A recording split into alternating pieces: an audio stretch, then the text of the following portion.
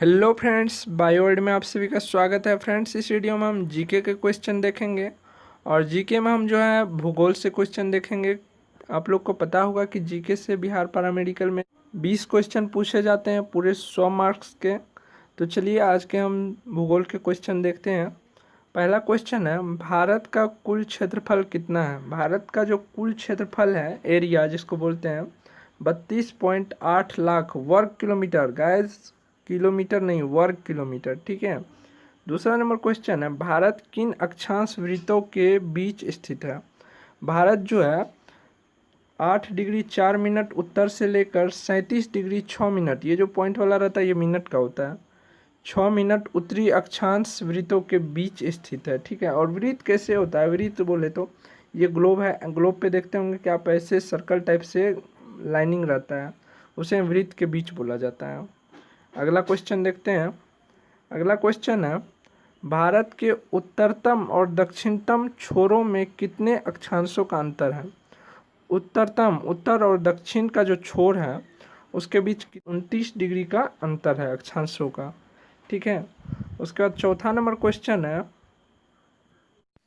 Friends आप लोग को इंग्लिश सब्जेक्ट लेकर के जो टेंशन थी कि इंग्लिश का प्रिपरेशन नहीं हो पा रहा, तो उसका सॉल्यूशन हम लेकर के आ गए हैं। एक न्यू मैम जो आप लोग को इंग्लिश पढ़ाएंगी, तो वीडियो के लास्ट में हम बताएंगे कि इंग्लिश कैसे पढ़ना है, कहाँ पढ़ना है। भारत का उत्तर दक्षिण का विस्तार बताइए। उत्तर दक्षिण का विस्तार या उत्तर दक्षिण की लंबाई 3214 किलोमीटर है, ठीक है, किलोमीटर उत्तर दक्षिण की लंबाई। चलिए अगला क्वेश्चन देखते हैं। अगला क्वेश्चन है, भारत का पूरब पश्चिम विस्तार बताइए। विस्तार बोले या लंबाई बोले, पूरब से पश्चिम की लंबाई कितनी है?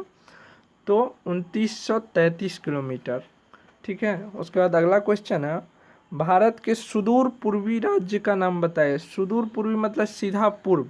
भारत के जो सबसे पूर्व है, अगर आप मानचित्र में सबसे ऊपर जम्मू कश्मीर लद्दाख को देखते हैं तो वो उत्तर की दिशा होती है मानचित्र में, और मानचित्र के राइट साइड में जो देखते हैं वो पूरब की दिशा होती है। तो सबसे पूरब में जो है अरुणाचल प्रदेश है, ठीक है। अगला क्वेश्चन है, भारत के सीमावर्ती 6 देशों का नाम बताइए। भारत के सीमा से सटे हुए 6 देश कौन कौन है?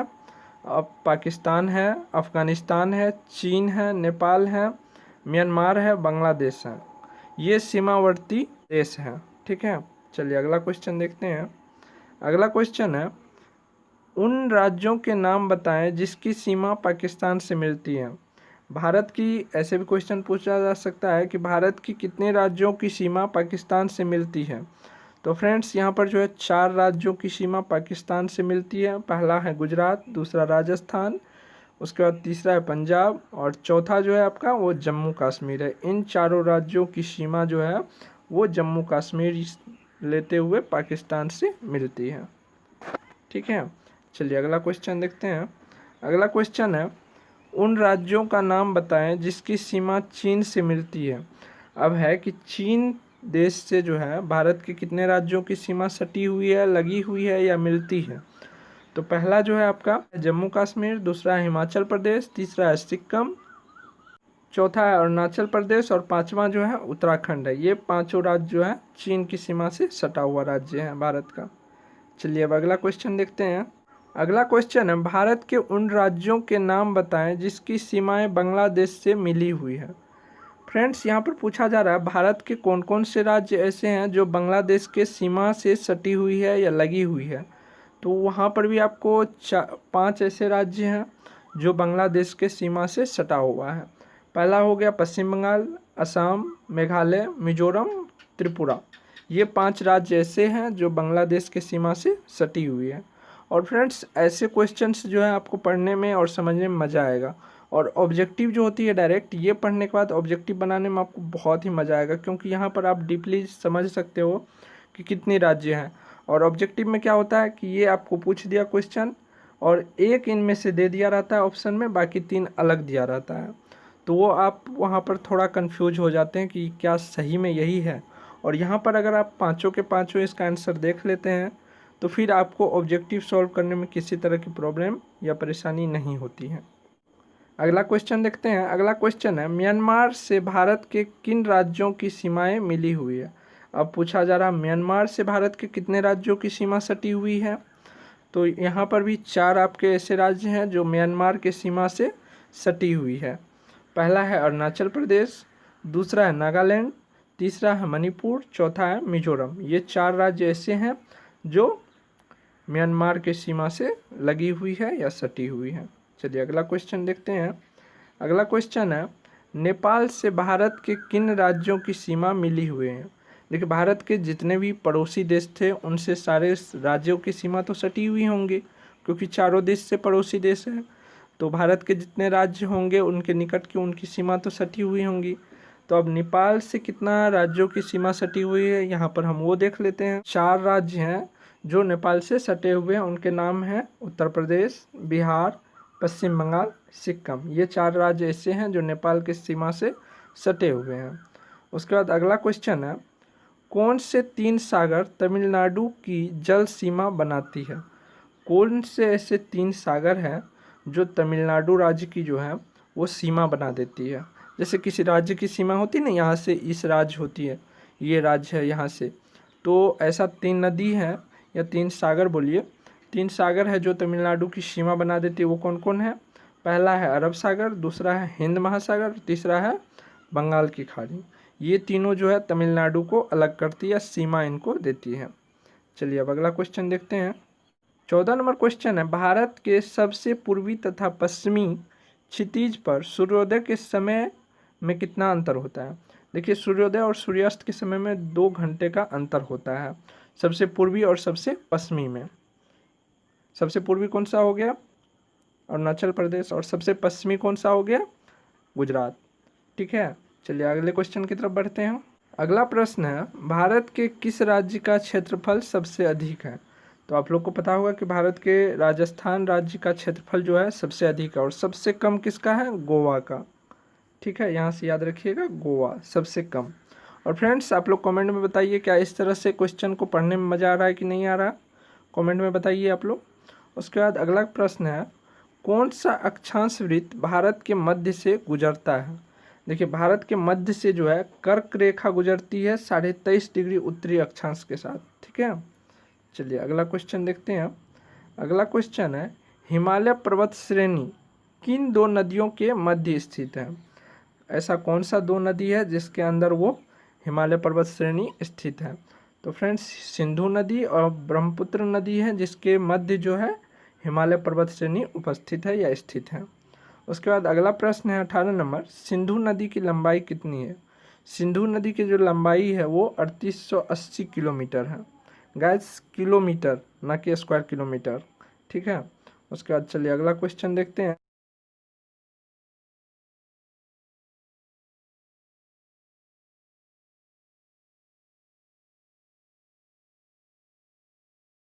तो सुंदरवन डेल्टा। ठीक है, और इसी का नाम जो है सुंदरवन डेल्टा भी बनता है इनके मुहाने पर जा कर के। चलिए अब अगला क्वेश्चन देखते हैं। अगला क्वेश्चन है भारतीय उपमहाद्वीप का सबसे प्राचीन भाग कौन सा है। भारतीय उपमहाद्वीप का सबसे प्राचीन भाग जो है भारत का प्रद्वीपीय पठार है।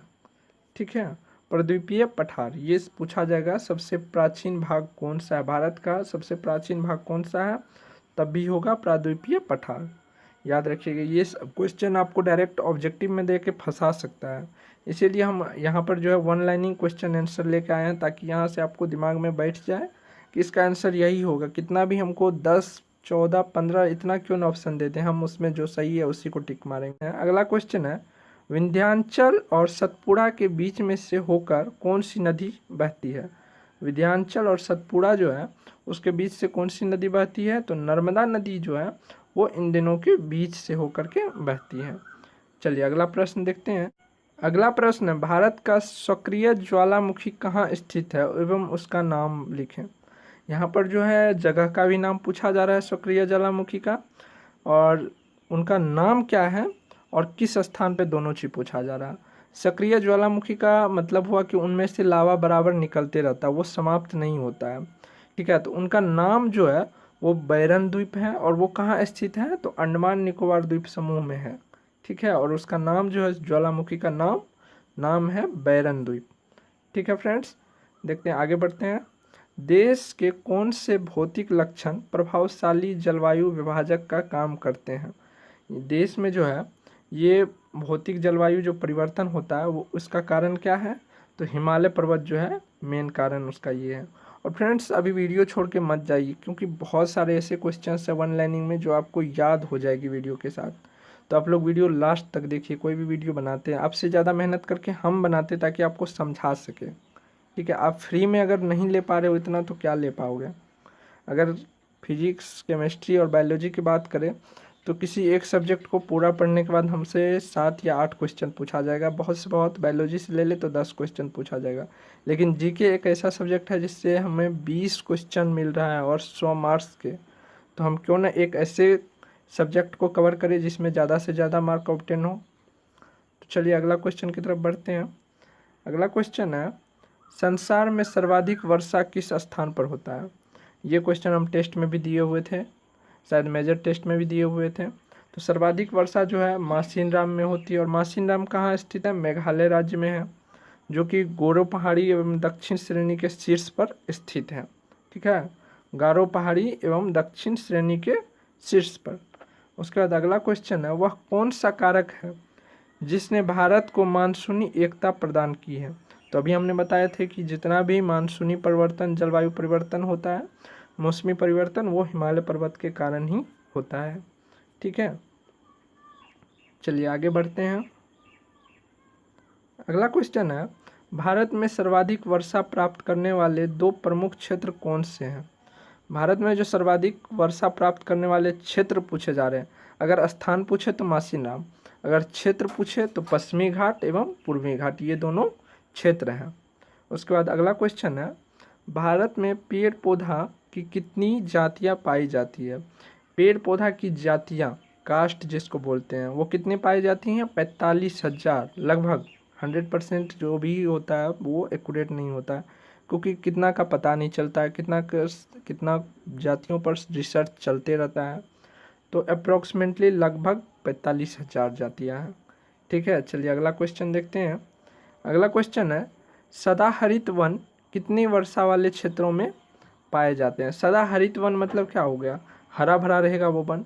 तो सदाहरित वन जो है 200 सेमी से अधिक वर्षा वाले क्षेत्रों में पाए जाते हैं। अगला प्रश्न है, भारत में अधिकतर किस प्रकार के वन पाए जाते हैं? तो भारत में जो अधिकतर है उष्णकटिबंधीय पर्णपाती वन, या उसी को मानसूनी वन भी हम बोलते हैं। तो फ्रेंड्स यहाँ तक हमने देखे। चलिए आगे क्वेश्चन देखते हैं। आगे बहुत ज़्यादा इंटरेस्टिंग क्वेश्चंस हैं, तो आप वीडियो को लगातार ध्यान से सुनते चलिए। अगला प्रश्न है, भारत में अधिकतर किस प्रकार के वन पाए जाते हैं? अभी हमने बताया कि भारत में सबसे अधिक जो है उष्णकटिबंधीय पर्णपाती या मानसूनी वन पाए जाते हैं। हमें लगता है कि सेम क्वेश्चन है। उसके बाद अगला नंबर क्वेश्चन है, उष्णकटिबंधीय वर्षा वनों के महत्वपूर्ण वृक्ष कौन से हैं? उष्णकटिबंधीय वर्षा वन जो है उनके महत्वपूर्ण वृक्ष कौन कौन से हैं? अबनूस, मोहगनी, रोजवुड, ये 3 जो है वो वर्षा वन के महत्वपूर्ण वृक्ष हैं। चलिए अगला प्रश्न देखते हैं। आर्द्र पर्णपाती वन कहाँ कहाँ पाए जाते हैं? तो पश्चिमी घाट के पूर्वी ढालों पर, प्रायद्वीप के उत्तरी पूर्वी भागों में अर्ध पर्णपाती वन पाए जाते हैं, ठीक है। उसके बाद 32 नंबर क्वेश्चन है, आर्द्र पर्णपाती वनों का स्वप्रमुख वृक्ष कौन सा है? आर्द्र पर्णपाती वन जो है उनका एक तो विशेष वृक्ष होगा कोई, जिसके कारण उनका नाम पड़ा है, उसकी विशेषता को निखारती है। तो सागौन जो है वो आर्द्र पर्णपाती वन के प्रमुख वृक्ष है। चलिए अगला प्रश्न देखते हैं। अगला प्रश्न है, शुष्क पर्णपाती वनों का स्वप्रमुख वृक्ष कौन है? शुष्क पर्णपाती वनों के जो प्रमुख वृक्ष हैं वो कौन है? साल है, ठीक है। साल का वृक्ष हुआ करता था, अब तो उतना नहीं है, लेकिन उस एरिया में शुष्क पर्णपाती वन जहाँ है वहाँ पर साल के वृक्ष अधिकतर होती हैं। चलिए अगला प्रश्न देखते हैं। अगला प्रश्न है, मैनग्रोव वन कहाँ पाए जाते हैं? मैनग्रोव वन जो है नदी के किनारा, दोनों किनारा जो बालू का टीला बन जाता है, मिट्टी का टीला बन जाता है, या नदी के द्वारा जो डेल्टा का निर्माण होता है, उन सभी क्षेत्रों में पाया जाता है मैनग्रोव वन, ठीक है फ्रेंड्स। तो अगला क्वेश्चन है, मैनग्रोव वन का प्रसिद्ध वृक्ष कौन सा है? देखिए सभी प्रकार के वन, बहुत सारे वन का प्रकार हैं, तो उनका एक प्रमुख वृक्ष होता है। तो मैनग्रोव वन का जो प्रमुख वृक्ष है वो कौन सा है? सुंदरी वृक्ष। ठीक है। उसके बाद अगला प्रश्न है, भारतीय सिंह कहाँ पाया जाता है? भारतीय सिंह जहाँ पर सर्वाधिक सिंह की जनसंख्या है वो कहाँ है? गुजरात राज्य के सौराष्ट्र नगर में गिरी जंगल में जो है सर्वाधिक सिंह पाए जाते हैं। चलिए अगला प्रश्न देखते हैं। अगला प्रश्न है, भारत में सर्वाधिक विस्तार किस मिट्टी का मिलता है? भारत में जो सर्वाधिक विस्तार जो है वो जलोढ़ मिट्टी का है। मुझे लग रहा है कि वीडियो लंबी हो गई, लेकिन क्वेश्चन इतना अच्छा था कि मैं रोक नहीं पा रहा हूँ। मन कर रहा है कि और सारा क्वेश्चंस दो आप लोग को, और इसके बदले क्या है कि आप सिर्फ एक लाइक कर दीजिएगा। चलिए अब अगला प्रश्न देख लेते हैं। अगला प्रश्न है, काली मिट्टी किस फसल के लिए अधिक उपयोगी होती है? फ्रेंड्स ये क्वेश्चन बहुत बार पूछा जाता है, पैरामेडिकल ही नहीं, बहुत सारे एंट्रांस में बार बार पूछे जाते हैं। तो काली मिट्टी जो है कपास के लिए प्रमुख है, और कपास की खेती कहाँ होती है सबसे ज़्यादा? गुजरात हो गया, महाराष्ट्र हो गया, तेलंगाना हो गया, इन सब में कपास की खेती ज़्यादा होती है। चलिए अगला प्रश्न देखते हैं। अगला प्रश्न है, काली मिट्टी का स्थानीय नाम बताइए। काली मिट्टी का जो स्थानीय नाम होते हैं, सभी जगह पे कुछ ना कुछ अपना अलग नाम होता है। तो काली मिट्टी को स्थानीय नाम लोग रेगुड़ भी बोलते हैं। ठीक है, क्या बोलते हैं? रेगुड़।